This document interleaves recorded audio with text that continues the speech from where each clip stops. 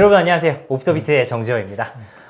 오늘은 여러분께서 보시면 아시겠지만 좀 지금 이 투샷이 굉장히 저 스스로 부담스러울 정도로 잘생기신 분인데 미남인데다가 그와는 반대되는 정말 날카로운 드러밍의 소유자 드러머 주영호님을 모셨습니다. 안녕하세요. 트럼프의 주영호입니다. 반갑습니다. 아,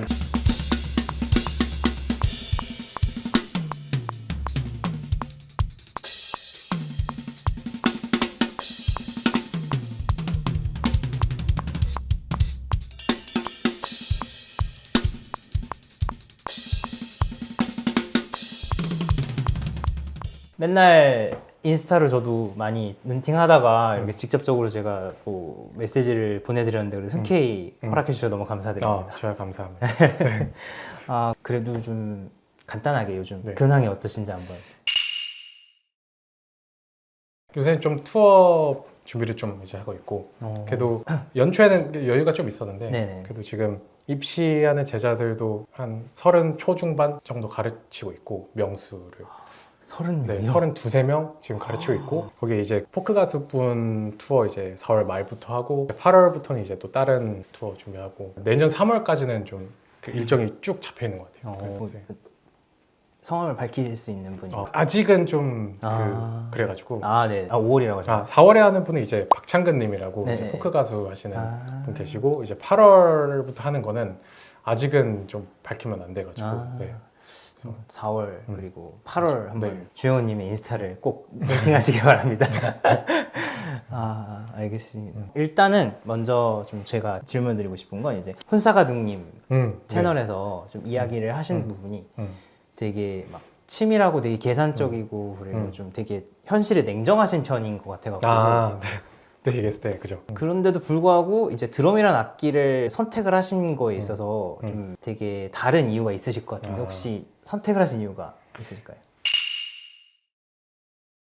근데 제가 좀 어렸을 때부터 그렇게 치밀하고 계산적인 편은 아니었어요. 제가 어렸을 때 엄청 즉흥적이고 네. 계획도 아예 안 세우고 공부로 물론 하는 고등학교를 가긴 했지만 네. 그렇게 공부를 좀 해야 된다는 건 알았는데 이걸로 내가 평생 할 수 있을지 모르겠다. 내가 평생 매일 3-4시간씩 네. 좀 빡세게 갈아 넣어서 하는 거는 평생 좀 힘들겠다라고 생각을 했었어가지고.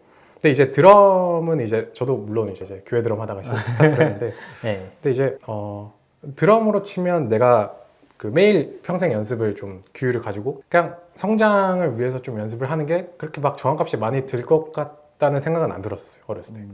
만약 평생 뭔가 성장을 좀 투자를 한다면 드럼은 그렇게 어렵지 않겠다라는 생각이 들었었고, 또 이제 그걸 잘하고 싶은 욕심이 들다 보니까 어떻게 하면 내가 이걸 더 발전시키고 좀 더 경쟁력 있게 만들고, 저도 어렸을 때 막 엄청 재능 있다는 소리를 들었던 건 아니거든요.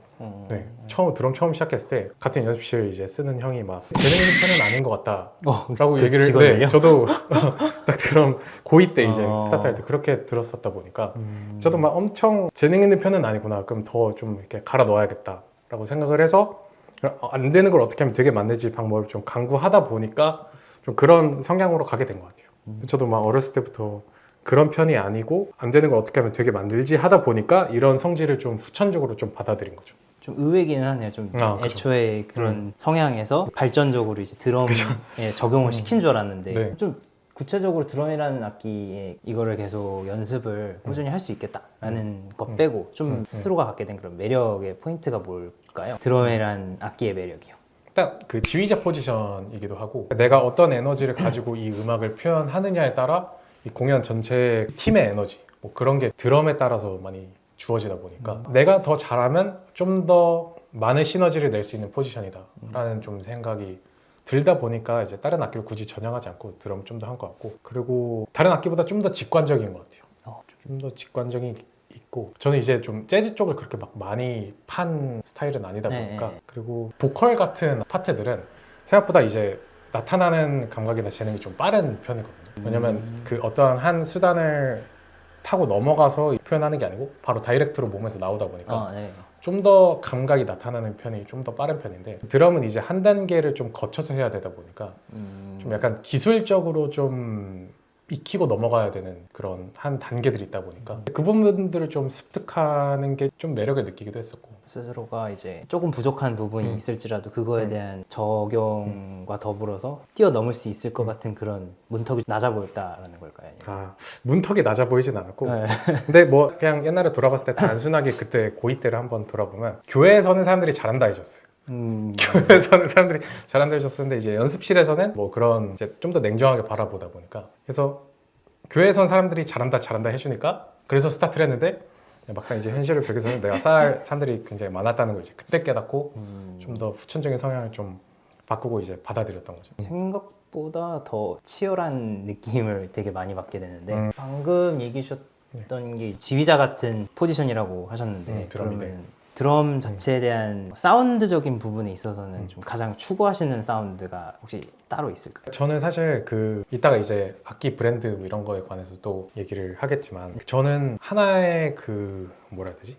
좀 장르나 그런 걸 좀 정해두는 편은 아니에요. 저는 주법은 음악에 맞춰서 바꿔야 된다고 생각하고 음악은 사람에 맞춰서 변화를 할 줄 알아야 된다고 생각하고 또 사람은 시대에 맞춰서 좀 변화를 할 줄 알아야 된다는 이 세 단계를 되게 좀 중요하게 가져가는 편인데 결국에 이 사운드라는 거는 결국 음악을 잘 표현하기 위해서 그 레퍼런스를 따라가는 거잖아요.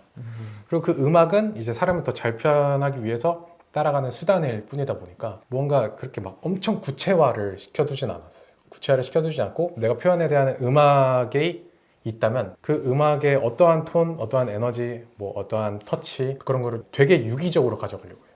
그러다 보니까 악기도 좀 제한을 안 두고 예전에는 브랜드도 제한을 안 두고 그냥 다 하이브리드로 섞어서 썼었거든요. 그래서 블라인드 테스트를 되게 좋아했어요. 뭐 하이엔드 드럼, 뭐 아니면 하이엔드 심벌, 아니면 가성비 드럼 이런 거 블라인드로 테스트 해봤을 때 생각보다 구분하기 어려운 경우가 되게 많았거든요.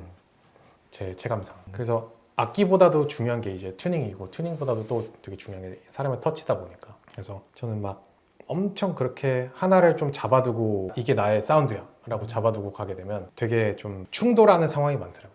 연주할 때도 그렇고 뭔가 음악을 같이 다 같이 만들어야 할 때도 그렇고 그래서 항상 유기적으로 가져간다 좀 제 생각입니다 요새는. 네.